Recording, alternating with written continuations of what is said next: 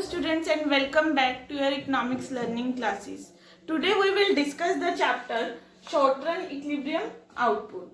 Yesterday we have complete our chapter, that is हमने जो सा चैप्टर कंप्लीट किया है वो था हमारा aggregate demand and it's components.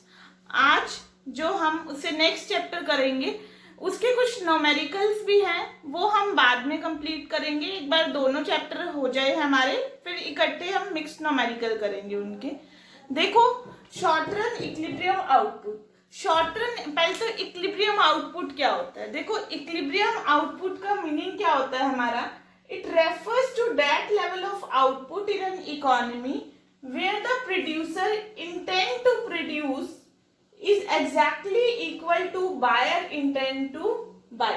यानी कि जो प्रोड्यूसर क्या करना चाहता है, प्रोड्यूस करना चाहता है, वो इक्वल होना चाहिए जितना बायर क्या करेगा, बाय कर रहा है. ठीक है, जितना प्रोड्यूसर क्या करना चाहता है, प्रोड्यूस करना चाहता है, वो एग्जैक्टली क्या होना चाहिए, इक्वल होना चाहिए. यानी कि जितना बायर उसको बाय करेगा, यानी कि जो एग्रीगेट सप्लाई है और जो एग्रीगेट डिमांड है वो दोनों हमारी क्या होनी चाहिए, इक्वल होनी चाहिए. देखो अगर एग्रीगेट सप्लाई एग्रीगेट डिमांड की इक्वल नहीं होती, सपोज करो एग्रीगेट सप्लाई क्या हो जाती है, ज्यादा हो जाती है एग्रीगेट डिमांड से. ठीक है, यानी कि देखो आपने गुड्स तो बहुत सारे बना रखे हैं बट उसको परचेज कोई भी नहीं कर रहा है, तो यानी कि हमारा जो गुड रहेगा, वो हमारा जो स्टॉक रहेगा वो क्या रहेगा, अनसोल्ड रहेगा. ठीक है, तो प्रोड्यूसर को इससे क्या होगा, लॉस होगा. क्लियर है. सपोज करो अगर एएस क्या होता है, एडी से कम होता है, यानी कि एग्रीगेट डिमांड क्या है, ज्यादा है और एग्रीगेट सप्लाई क्या है, कम है, तो प्रोड्यूसर को क्या होगा, फिर भी क्या होगा, लॉस होगा. किस चीज का लॉस होगा, अनफुलफिल्ड डिमांड का. ठीक है, यानी कि वो डिमांड को पूरा नहीं कर पाया. ठीक है, तो हमारा इक्विलिब्रियम लेवल ऑफ आउटपुट कब होगा, जब हमारी जो एग्रीगेट सप्लाई होगी वो हमारी एग्रीगेट डिमांड के क्या होगी, इक्वल होगी, तब हमारा क्या होगा, इक्विलिब्रियम लेवल ऑफ आउटपुट. अब देखो इसमें दो अप्रोचेज आ जाती हैं इस चैप्टर में, जो कि बहुत ज्यादा इंपॉर्टेंट अप्रोचेज है, जो कि पेपर में प्लस 2 के आती ही आती है. एक अप्रोच तो आती है हमेशा, या तो देखो दो अप्रोच है, AS equal to AD approach, जो एग्रीगेट सप्लाई है वो हमारी एग्रीगेट डिमांड के क्या होना चाहिए, इक्वल होना चाहिए. एक अप्रोच और है saving equal to investment approach, वो हम अप्रोच बाद में करेंगे. आज जो हम अप्रोच डिस्कस करेंगे वो है AS equal to AD approach. देखो यानी कि फर्स्ट ऑफ ऑल हमने तो मीनिंग बताना है, यानी कि जितना प्रोड्यूसर प्रोड्यूस करना चाहता है वो इक्वल होना चाहिए जितना बायर बाय करना चाहते हैं. असम्पशन इनकी क्या क्या मान के चल रहे हैं हम. पहला क्या है, शॉर्ट रन पीरियड होना चाहिए. शॉर्ट रन पीरियड मतलब क्या है, चैप्टर ही क्या है, शॉर्ट रन पे बेस्ड है. इट मीन्स दैट यानी कि हमारी जो आउटपुट है वो किस पे डिपेंड है, एम्प्लॉयमेंट पे. यानी कि जब भी आउटपुट में क्या होगा, इंक्रीज होगा, तो किसकी वजह से होगा, एम्प्लॉयमेंट. ठीक है, नेक्स्ट है क्लोज इकोनॉमी. क्लोज इकोनॉमी में क्या है, मैंने आपको पिछले चैप्टर में भी बताया था, एक ओपन इकोनॉमी होती है, क्लोज इकोनॉमी होती है, और क्लोज इकोनॉमी में भी हम 2 सेक्टर इकोनॉमी लेकर चलेंगे, जिसमें हाउस होल्ड सेक्टर आ जाता है और जिसमें प्रोड्यूसर सेक्टर आ जाता है. जो हाउस होल्ड सेक्टर होता है वो तो करता है कंजम्पशन एक्सपेंडिचर, जो प्रोड्यूसर सेक्टर होता है वो कौन सा एक्सपेंडिचर करता है, इन्वेस्टमेंट एक्सपेंडिचर. थर्ड वन हमारी असम्पशन आ जाती है, एएस इज परफेक्टली इलास्टिक. जो एग्रीगेट सप्लाई है वो क्या होनी चाहिए, परफेक्टली इलास्टिक होनी चाहिए. एएस इज परफेक्टली इलास्टिक का मीनिंग क्या होता है, देखो हमारी इकोनॉमी में क्या है, एक्सेस कैपेसिटी है. ठीक है, हमारी इकोनॉमी में एक्सेस कैपेसिटी है, यानी कि जो प्रोडक्शन कैपेसिटी है ना वो आइडल पड़ी हुई है. तो जब भी हमारी एग्रीगेट डिमांड बढ़ेगी उसके कोरेस्पॉन्डिंग हमारी एग्रीगेट सप्लाई भी क्या होगी, इंक्रीज होगी. अगर एग्रीगेट डिमांड 10% से बढ़ रही है तो एग्रीगेट सप्लाई भी हमारी क्या होगी, 10% से बढ़ेगी, और प्राइस हमारे क्या रहेंगे, कांस्टेंट, उसमें कुछ भी चेंज नहीं होगा.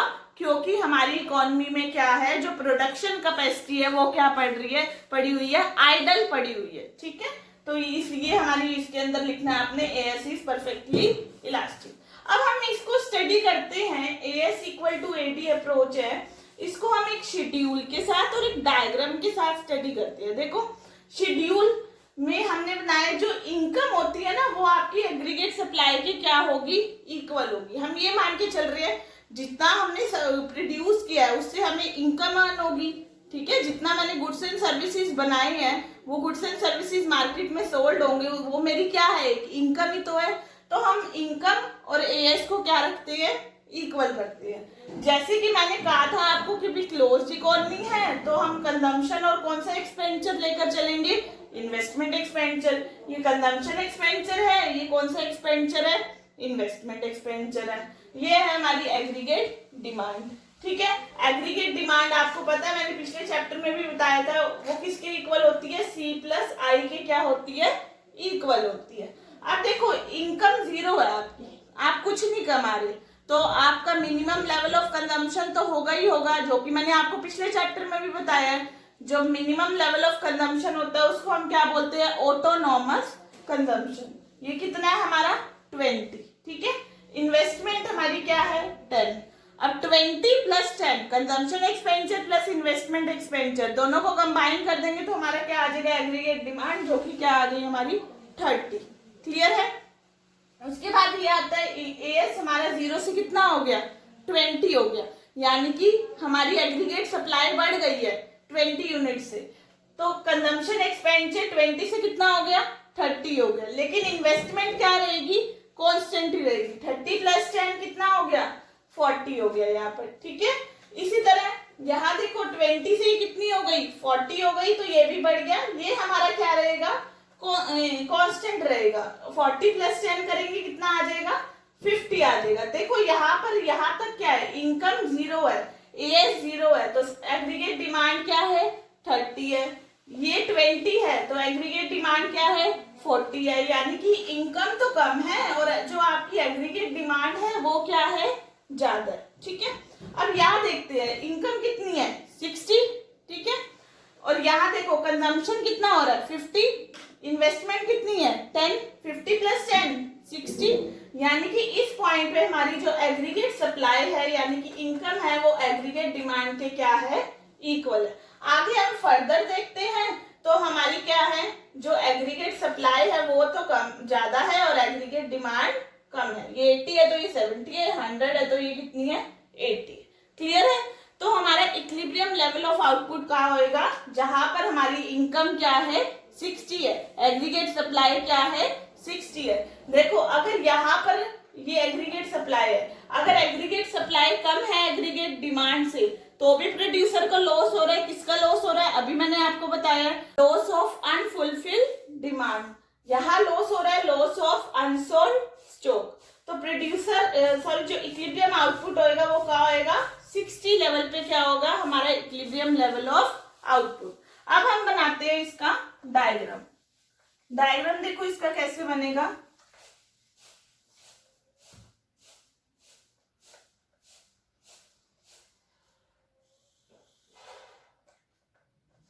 ये OX एक्सिस है, ये OY एक्सिस है, ये इनकम है, ये एग्रीगेट क्या है डिमांड है। अब देखो जो हमारी इनकम है मैंने पहले ही बताया था आपको, वो हमारी कैसे बनती है, इस तरह बनती है। इसको हम 45 डिग्री लिखकर चलते हैं यहाँ पर। ठीक है, इन्वेस्टमेंट हमारी क्या है कांस्टेंट है, इन्वेस्टमेंट क्या है कांस्टेंट है, तो ये कैसे हो जाएगी parallel to the OX axis. ठीक है, ये हो गई इन्वेस्टमेंट। देखो हमारी ना दो तरह की इन्वेस्टमेंट होती है, एक होती है हमारी ऑटोनोमस इन्वेस्टमेंट और एक होती है हमारी इंड्यूस्ड इन्वेस्टमेंट। ऑटोनोमस इन्वेस्टमेंट वो इन्वेस्टमेंट होती है जैसे जैसे इनकम में चेंज होता रहता है, हमारी इन्वेस्टमेंट में कुछ भी चेंज नहीं होता, वो क्या होती है कांस्टेंट रहती है। इंड्यूस्ड इन्वेस्टमेंट वो होती है जैसे जैसे इनकम में चेंज होता रहता है, इन्वेस्टमेंट में भी क्या होता रहता है चेंज होता रहता है। लेकिन हम यहाँ पर कौन सी इन्वेस्टमेंट लेकर चल रहे हैं, ऑटोनोमस इन्वेस्टमेंट, जिसमें कुछ भी चेंज नहीं हो रहा। These are parallel to the OX axis. ठीक है, अब हम बनाते हैं कंजम्पशन एक्सपेंडिचर। ये 10 है और ये कितना था कंजम्पशन, 20 से स्टार्ट हो रहा था, क्योंकि 0 से स्टार्ट हमारा नहीं हो सकता, कुछ ना कुछ हमारी सी बार तो ऑटोनोमस कंजम्पशन एक्सपेंडिचर तो हम लेकर ही चलेंगे। तो ये तो हो गया हमारा कंजम्पशन। अब बनाते हैं एग्रीगेट डिमांड। ये 20 थी, 10 है, इधर कितनी है 30 है, यानी कि एग्रीगेट डिमांड कंजम्पशन से ऊपर से स्टार्ट होएगा। तो ये हमने यहाँ से बना दिया, ये बन गई हमारी एग्रीगेट डिमांड। अब एग्रीगेट डिमांड और एग्रीगेट सप्लाई का है इक्वल है, एट पॉइंट ई पे क्या है इक्वल है, तो ये हो गया हमारा इक्विलिब्रियम लेवल ऑफ आउटपुट। ये हो गया हमारा इक्विलिब्रियम लेवल ऑफ आउटपुट, या हम ON मेंशन कर देते हैं। ठीक है, क्लियर है सबको? आई होप आपको ये टॉपिक क्लियर हो गया होगा। इसकी एक्सप्लेनेशन भी लिखनी है बाद में डायग्राम की, जो कि मैंने अभी आपको एक्सप्लेन किया है वही सारा लिख देना। Okay, thank you everyone.